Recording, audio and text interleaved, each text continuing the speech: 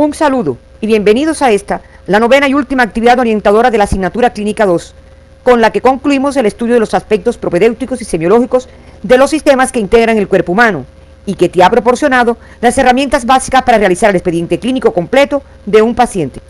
Como deben recordar de sus estudios de morfofisiología 2, los pares craneales están constituidos por 12 pares de troncos nerviosos que tienen su origen aparente en la superficie encefálica y luego de trayectos más o menos largos en el interior de la cavidad craneana, abandonan esta por orificios situados en la base del cráneo para alcanzar sus áreas de inervación. Aunque estos pares reciben nombres particulares, existe la tendencia a denominarlos por números romanos y así se nombran: el primer par o olfatorio, el segundo par o nervio óptico, tercero, cuarto y sexto par craneales, que se conocen con el nombre de oculomotores, aunque cada uno de ellos tiene un nombre en particular: el quinto par craneal o trigémino, el séptimo par o facial, el octavo par o vestíbulo coclear, el noveno par o glosofaringio, el décimo par o vago, el onceno par o nervio espinal o accesorio y el duodécimo par craneal o hipogloso. De acuerdo a sus funciones, los pares craneales se clasifican en motores sensitivos y mixtos. Los motores son el tercero, cuarto, sexto, onceno y duodécimo par. Los sensitivos son el primero, segundo y octavo par. Los mixtos, el quinto, séptimo, noveno y décimo par. El examen físico de cada uno de estos fueron estudiados durante la clase práctica y podrás, durante toda la práctica docente de la semana, ejercitar las maniobras para su examen.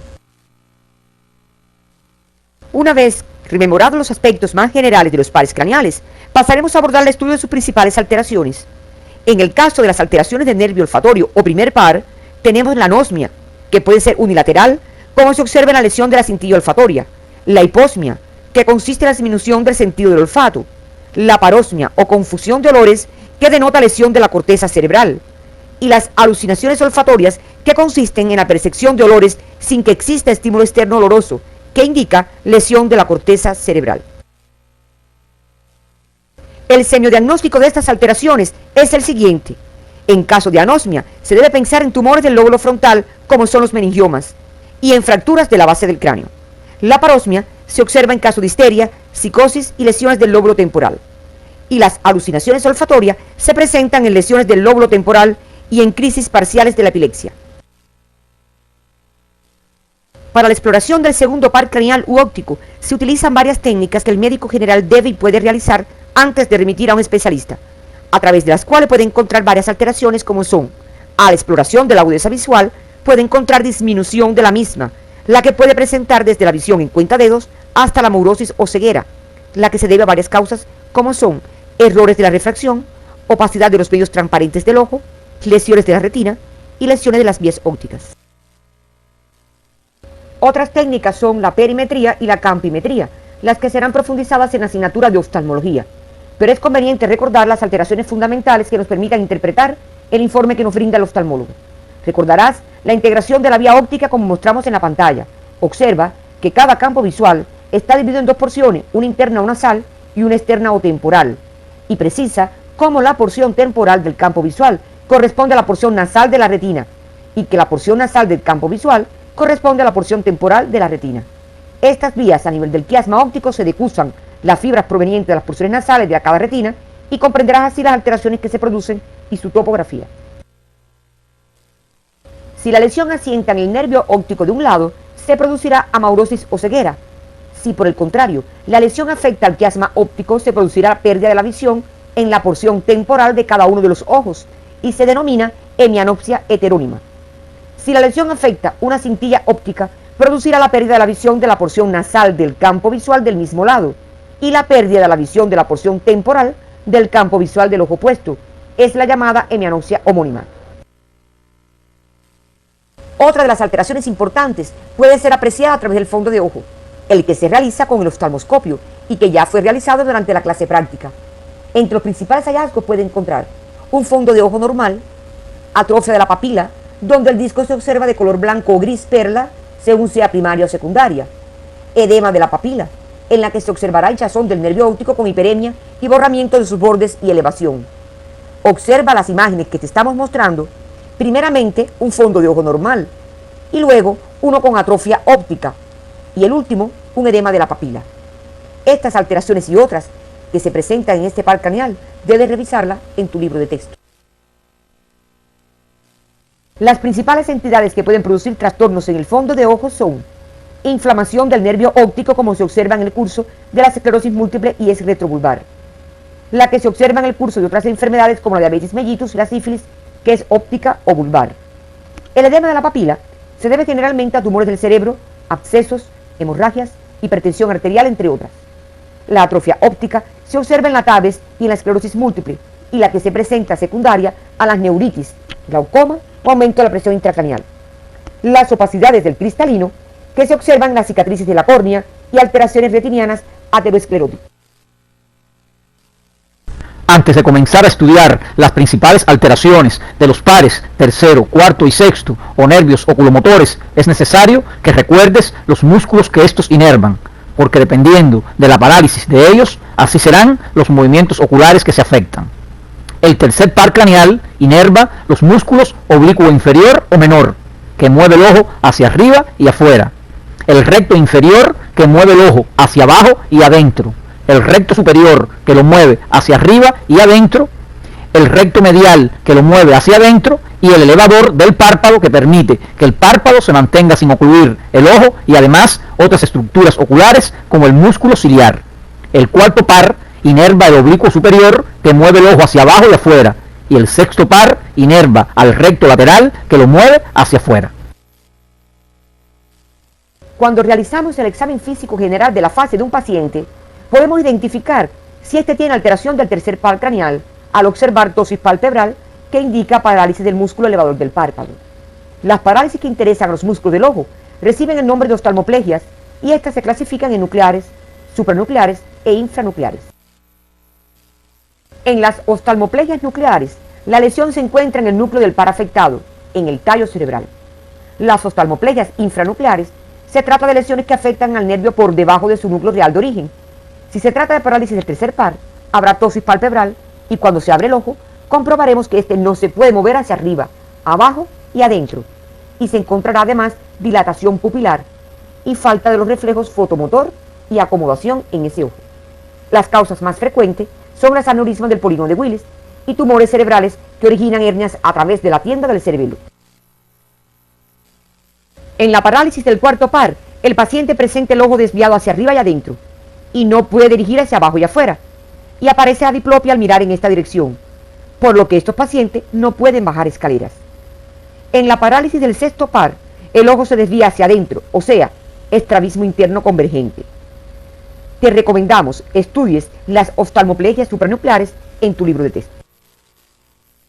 Orientaremos ahora el estudio de las lesiones de la porción intrínseca al tercer par craneal, la que se encuentra localizada a nivel de la pupila, ya sea alteraciones del tamaño y morfología de la misma, y o alteraciones de los reflejos pupilares. En cuanto a las alteraciones de la morfología, encontraremos discoria, es la alteración de la forma circular normal de la pupila. Pupila excéntrica o ectópica, que carece de valor diagnóstico, pues puede ser secuela de un trauma o una iritis. Anisocoria, de gran valor diagnóstico, consiste en la desigualdad del tamaño entre las dos pupilas. Se observa en el transcurso de accidentes vasculares encefálicos, aunque puede ser congénita y sin ningún valor diagnóstico en algunas personas. La miosis es la disminución del tamaño de la pupila por debajo de 2 milímetros, es reflejo de una menor actividad cerebral. Y la miriasis, que consiste en la dilatación por encima de 5 milímetros de la pupila. Sus causas fundamentalmente son el uso de algunas drogas o tóxicos como la atropina, la cocaína y el benzol. Las demás causas puedes revisarla en tu libro de texto. Deben recordar, los reflejos pupilares son básicamente 3: el fotomotor, el consensual y el de convergencia. Las principales alteraciones de estos reflejos son ausencia del reflejo fotomotor, como se observa en la atrofia del nervio óptico o en la parálisis del tercer par, conjuntamente con ausencia del reflejo de acomodación. La ausencia del reflejo fotomotor y conservación del reflejo de acomodación, conocido como el signo de Argyll-Robertson, en el cual no hay respuesta a la luz, sin embargo, hay respuesta de la pupila cuando se explora la acomodación a la distancia. Es un signo importante en la neurosífilis. La pupila casi siempre está miótica. Otras alteraciones son la ausencia del reflejo consensual, que unido a la bradicoria y al hipus pupilar, pueden revisar esto en su libro de texto. estudiar las alteraciones del quinto par craneal o trigémino, tendrás en cuenta que es un par mixto, por lo que existen alteraciones motoras y sensitivas. Las más comunes son el dolor a lo largo de las ramas sensitivas, que se describe como uno de los más intensos y se denomina neuralgia del trigémino. Anestesia de una parte de los territorios que inerva, cuya sensibilidad es conducida por las ramas del trigémino. Hay pérdida de la sensibilidad térmica y dolorosa y se conserva la táctil. Hay abolición de los reflejos mandibulares, estornutatorio, palpebral, conjuntival y corneal. La audición es defectuosa por parálisis del tensor del tímpano. Trismo, que consiste en la contractura tónica de los músculos de la masticación, sobre todo de los maceteros, que dificultan abrir la boca. Se observa en el tétanos, la rabia y en la hipocalcemia, y en la intoxicación por estrinina. El séptimo par craneal o facial también es un nervio mixto, por lo que podrás encontrar alteraciones motoras y sensitivas. Dentro de las motoras, la más común es la parálisis facial, que puede ser central o periférica. La parálisis facial central se produce cuando la lesión se encuentra entre el núcleo motor y la zona de circunvolución frontal ascendente. Se caracteriza clínicamente por no afectar los músculos frontales, superficial y orbicular de los párpados. En el mismo lado de la parálisis aparece una hemiplegia o monoplegia. El gusto y la salivación no están afectados. La causa más frecuente que la produce son los tumores y accidentes vasculares encefálicos. La parálisis facial periférica puede ser de dos tipos, nuclear e infranuclear. La nuclear debe revisarla en tu libro de texto, y aquí abordaremos la más frecuente, que es la infranuclear o parálisis total del facial o parálisis de Bell. Se caracteriza clínicamente por afectar a todo el lado de la cara donde asienta la lesión. La frente se muestra lisa sin arrugas, contrastando con el lado sano. La ceja de ese lado caída, con imposibilidad de levantarla al fruncir el ceño. El ojo más abierto que el del lado sano, por parálisis del orbicular de los párpados, lo que se conoce con el nombre de lagoftalmía. Si se pretende cerrar el ojo, el globo ocular se dirige hacia arriba y afuera. El enfermo no puede ocluir completamente el ojo enfermo. Hay lagrimeo. La mejilla del lado paralizado, flácida. Comisura labial desviada hacia el lado sano. El paciente no puede silbar. Es una parálisis flácida. Esto ocurre cuando la lesión asienta a la salida o más allá del agujero estilomastoideo. Estas características se mantienen y se añaden otras atendiendo al lugar donde asiente la lesión, lo que debes revisar en tu libro de texto. La principal causa de parálisis facial periférica es la llamada parálisis a frigori, supuestamente producida por virus. Entre otras causas se encuentran procesos inflamatorios intrapetrosos, tumores de la parótida y las secciones traumáticas o quirúrgicas del nervio. Este tipo de parálisis no se asocia a los síndromes hemipléjicos, a diferencia de la parálisis facial central. Las principales alteraciones sensitivas de este par están relacionadas con las afectaciones del sentido del gusto en los 2 tercios anteriores de la lengua, dentro de las que se encuentran la ageusia o pérdida del sentido del gusto, la hipogeusia o disminución del sentido del gusto y la parageusia o confusión de sabores. Durante la clase práctica conociste la exploración del sentido del gusto. El octavo par craneal tiene 2 porciones con funciones distintas: el nervio coclear, responsable de la audición, y el vestibular, que interviene en el control del equilibrio. La principal alteración de la porción coclear es el zumbido de oído tinnitus, que se produce por lesiones del oído medio, del laberinto o del nervio coclear. Es un signo tan constante en las lesiones que afectan al nervio que se ha llegado a decir que si un paciente no tiene o no ha tenido tinnitus, no tiene sordera por lesión del octavo par, siendo su causa más frecuente los neurinomas de este par. El genial músico Ludwig van Beethoven padeció de sordera neurosensorial por saturnismo, la que no consiguió privarnos de su genialidad, como son las composiciones de la séptima, octava y novena sinfonía, compuestas por él con hipoacusia. La hipoacusia, o sordera, se caracteriza por ser precedida de tinnitus. Hay disminución o pérdida de la audición, conducida a través de los huesos del cráneo. Recuerda la prueba de Weber, que en este caso, el diapasón no se oirá en el lado enfermo cuando se ocluye el conducto auditivo externo, y la prueba de Riner, no se percibirá el diapasón en ninguna de las 2 posiciones en que se coloque este. Además, hay pérdida parcial de los sonidos agudos. Dentro de las alteraciones de esta porción se encuentra la paracusia, que consiste en escuchar mejor en medio de ruidos, como ocurre en las lesiones del oído medio. Dentro de las alteraciones de la rama vestibular se encuentra el vértigo, que se caracteriza por sensación angustiosa de desplazamiento y rotación. Se admitirá como vértigo las sensaciones francas y definidamente giratorias, bien si las cosas giran a su alrededor o él es el quien gira. Puede presentarse aislado o acompañado de palidez, sudoración, vómitos, diarreas, bradicardia y sensación de angustia, que son desagradables para el paciente. El nistagmo, como ya conocen, es el movimiento rítmico de los globos oculares con una fase lenta y otra rápida, en sentido contrario a la anterior, y que es la que se recoge para señalar su dirección, horizontal, vertical, rotatorio o mixto. Y las alteraciones del equilibrio, que se expresan por alteraciones de la marcha, la prueba de desviación del índice de Varani, positiva, y el signo de Romberg positivo, que indican lesión vestibular. El semiodiagnóstico del vértigo incluye las siguientes alteraciones: enfermedades del laberinto, como la laberintitis aguda, en el síndrome de Meniere y en la intoxicación por streptomicina, kanamicina o gentamicina, en las cuales el vértigo es de causa periférica. El vértigo de causa central se observa en las isquemias del territorio vértebro-basilar y en las hemorragias cerebelosas y en el curso de la esclerosis múltiple. Los tipos de nistagmo y sus características deben ser revisados en su libro de texto. Las alteraciones del noveno par que se encuentran con más frecuencia son ageusia o pérdida del sabor ácido en la parte posterior de la lengua, pérdida del reflejo faríngeo, no contracción de la pared faríngea de un lado cuando existe parálisis de este par. Las causas más frecuentes que producen parálisis de este par son las asociadas a parálisis del décimo par en procesos que afectan la base del cráneo, como las fracturas y las neoplasias, y con otros pares craneales en forma bilateral en el síndrome pseudobulbar. La neuralgia de este par es una de las pocas afecciones de este nervio de forma individual. Las principales alteraciones del décimo par o vago son la parálisis del velo del paladar y alteraciones en la voz. La parálisis del velo del paladar, cuando es bilateral, es rápidamente mortal. Las alteraciones de la voz incluyen la afonía, que es la pérdida de la voz por parálisis de las cuerdas vocales, la voz bitonal, la cual se caracteriza por el espontáneo cambio del tono de la voz mientras se habla, se pasa de un tono grave a un agudo y viceversa, y es debida a parálisis o paresia de una cuerda vocal. Estas alteraciones se podrán corroborar mediante la laringoscopía indirecta, técnica que será estudiada en asignaturas posteriores.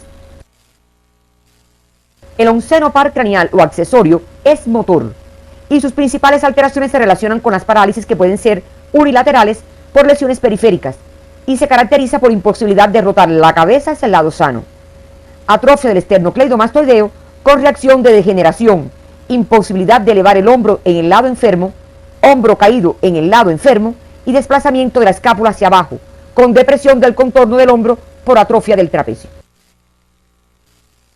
Las bilaterales, por lesión nuclear o periférica, se caracterizan por dificultad en el movimiento rotatorio de cabeza o elevación del mentón y caída de la cabeza hacia adelante.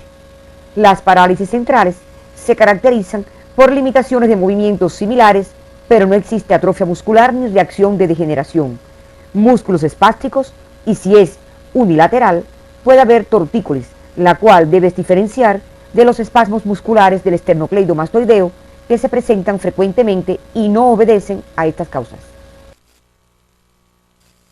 Para concluir con las alteraciones de los pares craneales, estudiaremos las alteraciones del doceparo hipogloso, entre las que se encuentran alteraciones del trofismo y fasciculaciones de la lengua. Cuando hay una atrofia de un lado, este aparece más deprimido en sentido vertical, más aplanado que el normal, y pueden haber fasciculaciones.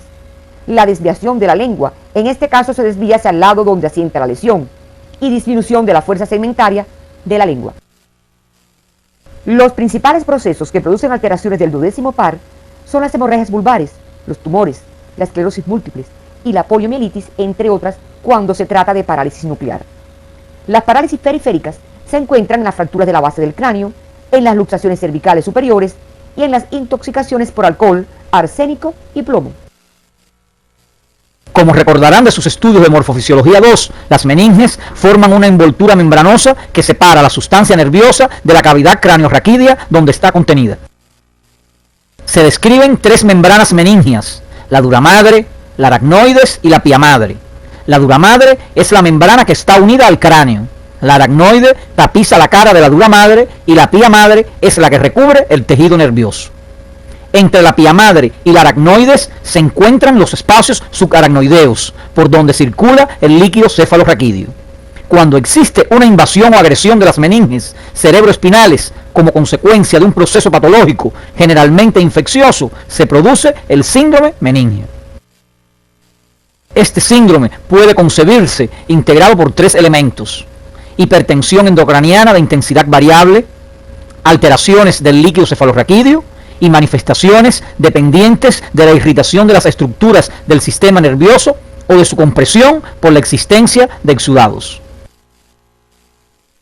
El cuadro clínico de este síndrome está integrado por la tríada meningia, constituida por cefalea, vómitos y constipación. La cefalea puede ser leve o persistente y con frecuencia muy intensa. En ocasiones puede hacer que el paciente emita un grito conocido como grito meningio. Afecta a la cabeza en forma generalizada, pero predomina en la región fronto-occipital. Se exacerba con la tos, los estornudos y por los estímulos luminosos, lo que ocasiona fotofobia. Los vómitos son de tipo central, o sea, en proyectil, y provocados por los cambios de posición, y la constipación, que tiene menor valor semiológico. Un signo de extraordinario valor semiológico en este síndrome lo constituye la contractura muscular, que son referidas por el paciente como dolores en el dorso o raquialgias, y son la causa de los signos que describiremos a continuación. La rigidez de nuca es precoz, se pone en evidencia pidiendo al paciente que toque el pecho con el mentón, maniobra que no puede realizar sin la apertura de la boca, lo que se conoce con el nombre de signo de Levinson. Cuando la contractura de los músculos de la nuca es extrema, el paciente adopta la actitud de opistótonos, que ya fue descrita en actividades anteriores. Observa la imagen que te mostramos de un niño con síndrome meningio. La rigidez puede afectar también el raquis y el paciente no puede doblar el tronco o le es difícil realizarlo. Si se le solicita que se siente, lo hace con gran rigidez y embaramiento, apoyado en sus miembros superiores colocados por detrás, lo que se denomina signo del trípode. La contractura de los miembros inferiores a nivel de los músculos flexores de los muslos produce flexión de los miembros inferiores, que unido a la posición en decúbito lateral que suele adoptar el paciente, produce la actitud en gatillo de fusil que caracteriza a este síndrome. Se observa además la contractura de los músculos de la pared abdominal en su parte anterior, que puede producir su retracción o depresión, denominado vientre en batea. Las principales maniobras que se utilizan en este síndrome para demostrar las alteraciones del tono muscular son maniobra de Kerning y Brudzinski, que tienen como base fisiopatológica la hipertonía refleja o rigidez de determinados grupos musculares por irritación meningia, que fueron abordadas durante la clase práctica. Observa en la pantalla estas maniobras y profundiza en su interpretación a través de su estudio en tu libro de texto. Otras manifestaciones clínicas posibles que se pueden observar en este síndrome serán convulsiones locales o generalizadas, hiperestesia cutánea o muscular, lo que significa que el contacto con la piel causa dolor, al igual que la compresión de las masas musculares de los miembros inferiores. La fiebre es habitual y oscila entre 39 y 40 grados centígrados. Las parálisis pueden ser incompletas, móviles y pasajeras, y pueden presentarse trastornos psíquicos y vasomotores. Este síndrome en los niños se puede presentar con ausencia de signos meningios y predominan las convulsiones y los vómitos. En los ancianos predomina la nubilación con hipotermia, sin gran cefalea ni rigidez de nuca. Estos aspectos específicos los abordarás en las asignaturas correspondientes. Las causas más frecuentes de este síndrome pueden agruparse en 2 grandes grupos: las inflamatorias, dentro de las que se encuentran las causadas por bacterias, como son el Streptococcus pneumoniae, la Neisseria meningitidis, los estafilococos, los bacilos gram negativos, los anaerobios, las espiroquetas y las micobacterias. De causa viral, por enterovirus, herpesvirus y virus de la inmunodeficiencia humana. Las micóticas, producidas por Cryptococcus, coccidiosis, cándida o aspergillus. Y las parasitarias, producidas por el toxoplasma, el trypanosoma, el plasmodium o el cisticercus. Y por último, las no inflamatorias, que son producidas por sangrados cerebromeningios secundarios a hipertensión arterial, la ruptura de aneurismas, algunas diátesis hemorrágicas y como se observa en los traumatismos cráneoencefálicos y algunas neoplasias. Los estudios analíticos que se realizan en el líquido cefalorraquídeo ya lo conocen de clases anteriores y nos referiremos a las alteraciones de este en el síndrome meningio. En el síndrome meningio, cuando la causa inflamatoria es de causa viral, el estudio citoquímico del líquido cefalorraquídeo puede describirse con las siguientes evidencias. El aspecto del líquido es claro, transparente, la presión se encuentra normal o ligeramente aumentada, la concentración de glucosa es normal, al igual que la de los cloruros, las proteínas se encuentran aumentadas y las células aumentan, lo que se denomina pleocitosis, en 50 a 100 por 10 a la 6 por litro, a predominio de linfocitos. En los síndromes meningios de causa bacteriana y omicótica, el aspecto del líquido es turbio, el color puede ser gris, blanco, amarillento o verdoso, lo que es indicativo de la presencia de pus. La presión se encuentra aumentada, la glucosa está disminuida, los cloruros en el caso de las bacterianas pueden estar normal o bajos y las proteínas se encuentran muy aumentadas. Las células generalmente se encuentran muy aumentadas por encima de 100 por 10 a la 6 por litros, a predominio de neutrófilos. Si la meningoencefalitis es de causa tuberculosa, las células que predominan en dicha proporción son los linfocitos. El síndrome meningio de causa no inflamatoria producido por hemorragia cerebrovascular, el aspecto del líquido cefalorraquídeo es turbio, de color rojo sanguinolento, en dependencia de la intensidad de la hemorragia. La presión se encuentra muy aumentada, la glucosa es normal o aumentada, las proteínas están muy aumentadas debido a la presencia de sangre y con ella su porción proteica. Se observa xantocromía después de centrifugado el líquido. Y al examen microscópico, los hematíes poseen aspecto cadenado, debido a la deshidratación celular, dada su permanencia por más de 2 horas en el canal medular. Para terminar nuestra actividad de hoy, lo hacemos con un síndrome que causa gran conmoción y preocupación a los médicos. Nos referimos al síndrome comatoso. Antes de referirnos al concepto de este síndrome, debemos aclarar que hay estados que quedan fuera de este cuadro, como son las crisis histéricas, las crisis epilépticas que se acompañan de pérdida del conocimiento, la narcolepsia y las crisis sincopales de diversas causas. Entonces cabe preguntarnos, ¿qué se conoce por coma? Es un estado de inconsciencia en que se han perdido las funciones de la vida de relación, como la motilidad y la sensibilidad, pero se conservan las de vida vegetativa. Es un estado grave que puede deberse a las más variadas causas, tanto intracraneales como extracraneales. En el cuadro clínico del coma se distinguen los siguientes estadios evolutivos: la obnubilación, el estupor, el coma propiamente dicho, el coma carus y el coma de Passé. La obnubilación constituye una de las primeras manifestaciones. El paciente yace en cama, mueve los globos oculares, entreabre perezosamente los párpados, no muestra interés por lo que le rodea. Para obtener respuesta hay que interrogarlo varias veces. Tiene disminución de la atención, sus respuestas son breves y vacilantes, pero correctas. En el estupor hay un aumento del sueño. Con ciertas estimulaciones el paciente se despierta. Su tono de voz es bajo. Por estímulos intensos puede respondernos, pero sus respuestas son erróneas e interrumpidas por bostezos. El paciente no es capaz de cumplir órdenes. A veces pretende hacerlas, pero son equivocadas. En el coma propiamente dicho, se presenta depresión profunda de la conciencia. La boca se encuentra entreabierta. Hay desplazamiento de secreciones, los ojos se encuentran cerrados. Ante excitaciones intensas puede responder con algún monosílabo o una excitación. No se puede comunicar con el enfermo. Existe pérdida de la motilidad y de la sensibilidad, pero se conservan las funciones vegetativas, a veces con alteraciones.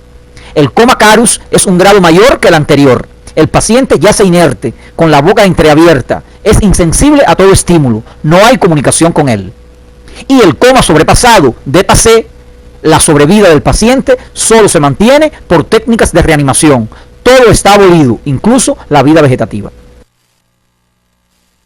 Ante todo paciente que acuda a consulta se debe realizar un examen exhaustivo, pero en el caso del paciente en coma, este es de capital importancia y se sigue la siguiente secuencia: un interrogatorio minucioso a los familiares o amigos para precisar las condiciones de aparición, como pueden ser ingestión de bebidas alcohólicas, ingestión de psicofármacos, traumatismos craneales, antecedentes de enfermedades crónicas, fiebre en días previos y forma de presentación, ya sea brusca, lenta y progresiva.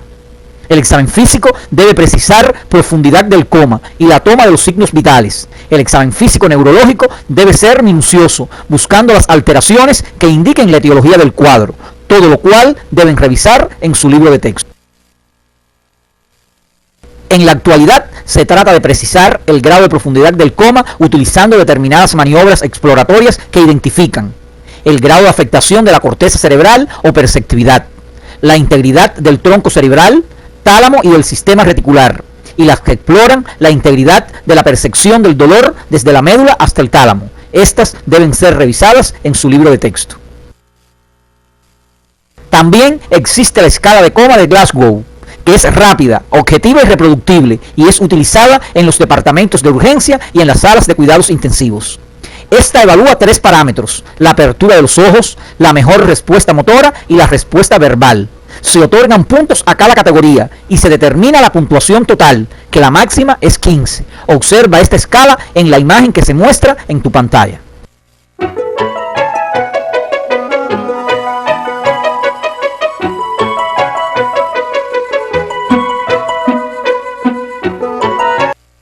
Nos referiremos a las diversas causas que pueden producir coma, entre las que se encuentran el coma por enfermedades propias del cerebro y sus envolturas, como se observa en los accidentes vasculares encefálicos, en las meningoencefalitis, en los tumores intracraneales primarios o metastásicos, por hemopatías malignas y en el estado de mal epiléptico. El coma que aparece debido a causas tóxicas exógenas, como en la ingestión de barbitúricos, el coma etílico, el morfínico, el producido por atropina y por órganos fosforados.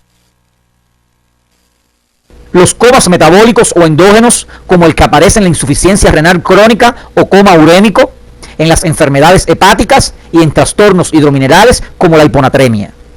El coma que aparece en el curso de enfermedades endocrinas como el diabético, el hipoglicémico, el mixedematoso, la tormenta tiroidea, el coma addisoniano y el coma de Sheehan. También existen los comas de causa respiratoria y de causa física, que deben revisar en su libro de texto. Para determinar la etiología del síndrome comatoso, no basta solo el interrogatorio del examen físico, por lo cual se deben solicitar estudios complementarios adecuados que aclaren esta interrogante. Por lo tanto, se indican exámenes analíticos de sangre y orina, investigación de tóxicos, radiografías de cráneo, tomografía axial computarizada cerebral y la punción lumbar. Revisa estos exámenes en tu libro de texto y en el manual de evidencias que aparece en tu sitio. Una vez que hemos terminado la actividad orientadora de hoy, arribamos a las siguientes conclusiones. La evaluación de los pares craneales debe realizarse de manera ordenada y sucesiva con el fin de no omitir involuntariamente maniobras semiológicas que permitan arribar a un diagnóstico correcto de la patología que los compromete. El síndrome meningio implica la existencia de un trastorno irritativo de las meninges y de las porciones del tejido nervioso adyacentes a ellas, siendo sus causas de etiología múltiple y la infecciosa es la más frecuente en el niño y los adultos jóvenes. El examen del líquido cefalorraquídeo es el estudio más útil en el síndrome meningio, pues determina la etiología del mismo y permite la instauración de un tratamiento precoz que mejora el pronóstico del paciente. El síndrome comatoso representa una urgencia médica que responde a etiologías múltiples y en el cual es necesario un diagnóstico rápido y preciso para preservar la vida del paciente. Los estudios analíticos e imagenológicos contribuyen al diagnóstico topográfico del síndrome comatoso.